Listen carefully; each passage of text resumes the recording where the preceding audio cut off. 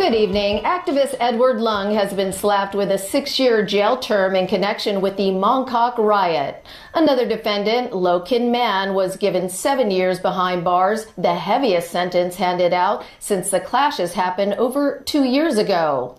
A third defendant who pleaded guilty to the charge earlier received 3.5 years. Winna Wong reports. The defendants were whisked away in a prison van after the judge sentenced them to jail. Earlier inside the courtroom, High Court Judge Anthea Pang said the incident had happened during the late and early hours between the first and second days of Lunar New Year. It was a day of celebration, she said, but crowds on Mong Kok's Portland Street appeared to have face masks, shields, and even some form of armor prepared.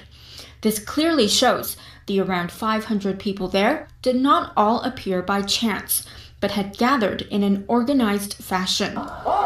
Judge Pang then said Leung and Lo were at the front lines throughout the night. They rushed at police, and Lo threw objects at officers too. Responding to Lo's explanation that he had accumulated hatred towards police from previous events, the judge described Lo's actions as violence out of revenge. She stressed the court does not tolerate violence from anyone just because he or she is dissatisfied with the status quo or the government. Judge Pang also pointed out that at first there were only about a dozen traffic police officers at the scene. The crowd attacked in a frenzy, and some officers suffer 1 to 2% of permanent disabilities. Even though the jury was unable to reach a majority verdict on one of Leung's rioting charges, she said the fact that he stayed the entire night was enough to deem him an active participant in the event. Judge Pang made it clear Leung's student status at the time and his political ideals will not be considered during mitigation. There should not be a misunderstanding that students get special treatment, she said.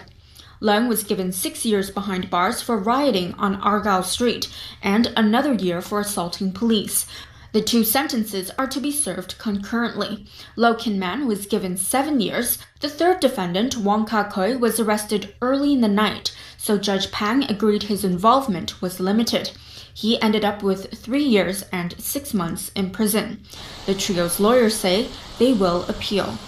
Winna Wong, TVB News. Today's sentences over the rioting charge sparked discussions among lawmakers. It also drew attention from the city's former British governor, Chris Patten, who says the public order ordinance is being used for political purposes. Christy Leung has that.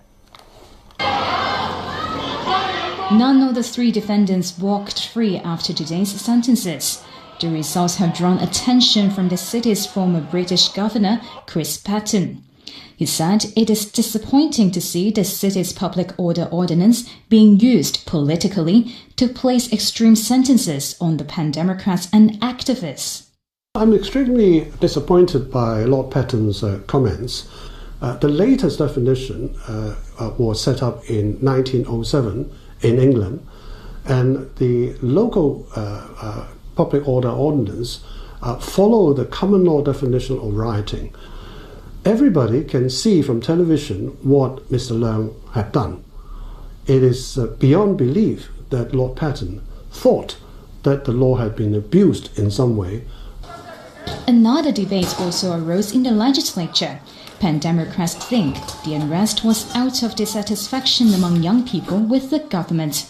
The past administration and the present administration did nothing to have any dialogue with the youngsters, and that is not satisfying. I would say the Carrie Lam administration should take some further steps. That is not what the pro-establishment camp thinks, though. Hong Kong relies on the rule of law. No matter how great your idea, political thoughts are, you have to obey the laws in Hong Kong. Speaking after the sentences, police say 91 people have been arrested in relation to the unrest, while 28 of them have already been convicted. They will continue to track down other people involved in the violence, as well as 3 absconding defendants. They include former spokesperson for Hong Kong indigenous Ray Wong and another member of the group, Alan Lee. Edward Leung faces another trial over the Mongkok riots, as the jury earlier was unable to reach a majority verdict over a separate charge.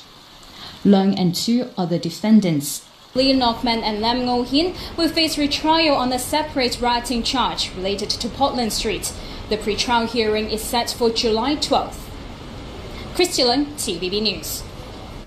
Well, elsewhere, time is winding down and anticipation is ramping up ahead of tomorrow's summit in Singapore. The meeting between U.S. President Donald Trump and North Korean leader Kim Jong-un is aimed at finding ways to end a nuclear standoff on the Korean peninsula. With just hours to go, both sides are scrambling to narrow differences before the diplomatic event. There are motorcades, media, and many meetings. With both leaders having arrived for the unprecedented event, Singapore Prime Minister Lee Hsien Loong met with U.S. President Donald Trump at the presidential office today ahead of Trump's meeting with Kim. The focus and the hope is that this event will at least be the beginning of verifiable denuclearization on the Korean peninsula. So the Kim regime is looking for sanctions relief. It's looking for regime survival. It's looking to expand its options beyond simply relying on Chinese trade. It's looking to really stabilize the Kim regime, stabilize its rule. Meanwhile, diplomats have been huddling behind closed doors, trying to advance agendas and narrow differences before their leaders' meeting tomorrow morning. Key gaps remain over what denuclearization would mean for two countries that have been enemies since the Korean War. Okay, we're going to take you live now to Singapore, where Elmi Leung joins us. She is covering the build-up to tomorrow's summit meeting. Elmi, what's the general feeling in Singapore about hosting Singapore the is summit? providing more than just logistical support. It is in fact footing the bill, which, according to the local government, is around 20 million Singapore dollars. So we asked some locals if that is money well spent. Singapore is no stranger to hosting high-level talks. Earlier this month, there was the Shangri-La Dialogue on Security in the region. In April, the ASEAN Summit. It was also here in Singapore that President Xi Jinping met with Ma Ying-jeou, the then leader of Taiwan, in 2015. That marked the first meeting between top leaders of both sides of the Taiwan Strait in over 6 decades. The Singapore government earlier indicated it's forking out around 20 million Singapore dollars for the Trump-Kim summit. I think the benefit is not having 20 million that much. You have no choice. If something is for a good purpose, then we can spend on that. As the public debate continues on whether that's money well spent, one thing is for sure. This summit has definitely put Singapore on the map, not just as an international financial hub, but also a player in promoting regional security. One local scholar thinks both the United States and North Korea will seek to benefit from this summit. There is already an immediate benefit in terms of the commitment of the United States Army, especially when you involve the US soldiers.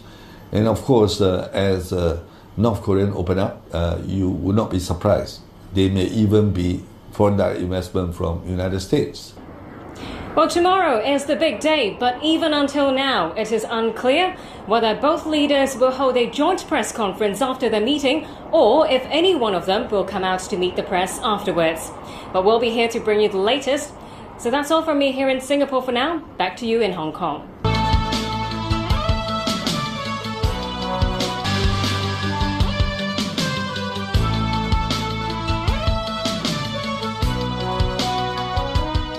Welcome back. The MTRC has admitted to another safety scare at a second station along the problematic Sha Tin to Central Link. There are fears that a 30-meter-long wall at the future To Kwa Wan station may not have been properly reinforced. While the contractor involved said it does not pose any safety issues, the railway operator has ordered it to rectify. 一貫の寿司は職人の技によって作られます。一人の職人だけではなく、大勢の職人の手によって作られるのです。魚の質を確認する手、食材と向き合って包丁を入れていく手。シャリの準備をする手、そして寿司を握る手。千両の寿司は職人が魂を込めて作り上げました。The mistake. Caleb Leung has more. Botched expansion works at Hong Hom Station is no longer the single concern of the Shatin to Central Link project. The public found out today that To Kwa Wan Station, another station along the link, also has structural problems. The station has 3 levels, including an underground concourse and 2 more levels below. Today, Hong Kong First lawmaker Claudia Mo quoted a personal source as saying that a layer of a 30-meter-long wall near a staircase inside the station was removed. The wall was originally built with 2 layers of steel bars, but 1 layer of the bars was removed along with parts of the wall. Although the wall extends from the concourse to the 2 levels underground, Mo said her source believes the wall is not a structural one. That raises concerns that the wall may not have been properly reinforced. Mo says her source is one of the station's frontline construction workers. The MTR Corporation later confirmed that the contractor involved is Samsung Sinchong joint venture. The contractor admitted to MTRC that some of the works were completed without following the approved plans, but confirmed it does not cause safety problems. Lawmaker Tony Tse urged the government to set up an independent committee to look into the problems of both To Kwa Wan and Hong Hom stations. The government will reportedly set up a committee with subpoena rights to look into the problems of Hong Hom station. Caleb Leung, TVB News. Elaine Chick was declared the winner of yesterday's Eastern District Council by-election. Chick was backed by both the Democratic Alliance for the Betterment and Progress of Hong Kong and the Federation of Trade Unions. She garnered 2,268 votes, or more than half of the ballots cast, defeating 2 other candidates, Enki Tan and Alice Lee. The by-election was triggered by the death last year of District Councillor Alice Lam, who represented the Kai Hoi constituency. There are around 8,700 registered voters in the constituency. Over 4,300, or 49.35% of them, went to the polls yesterday. The Ombudsman today slammed the Immigration Department for being feeble and ineffective in following up on cases of unregistered births. Sharon Tang reports. It all began with a tragedy 3 years ago. A 15-year-old girl plunged to her death from her Repulse Bay home. It was later found that the girl and her sister were born in Hong Kong, but their births were never registered. Under the Births and Deaths Registration Ordinance, the father or mother of a newborn has the duty to register the birth within 42 days. The case prompted the Office of the Ombudsman to launch a direct investigation into the Immigration Department's mechanism for following up on cases of unregistered birth. The Ombudsman noted that prior to that tragic incident, the Immigration Department only sent out reminders in a routine manner to alert the parents concerned. It has never referred such cases to its investigation division, nor has it instituted any prosecution. The Ombudsman called the situation extremely undesirable. In the wake of the tragedy, the Immigration Department introduced new mechanisms, such as inputting the parents' particulars into its computer system. When they use the department's services in the future, officers will be alerted to the parents' failure to register the birth of their children, and the cases will be referred to the department's investigation division. However, the Ombudsman still thinks there will be cases where the residential address could be incomplete or missing. It suggests that the Immigration Department should strengthen communication with hospitals and enhance public education. Sharon Tang, TVB News. A massive fire in Iraq has torn through a ballot warehouse just 1 day before a controversial recount. The storage site housed half of Baghdad's ballot boxes from Iraq's parliamentary election in May. It caught fire on Sunday, just days after Parliament demanded a nationwide recount. Residents are calling it voter fraud. Prime Minister Haider al-Abadi agreed, calling it a plot aimed at Iraq's democracy. The timing of the fire undermined results that are already in doubt. Fewer than 45% of voters cast their ballots. That's a record low and allegations of fraud began immediately after. Thousands of women turned cities in England, Northern Ireland, Scotland, and Wales into rivers of green, white, and violet yesterday. The suffragette cities marked 100 years since the first women won the right to vote in the UK. Supporters wore scarves in the colors of the suffragette movement that fought for female political enfranchisement. The suffragettes led a decades-long campaign of protests and civil disobedience to get women the vote.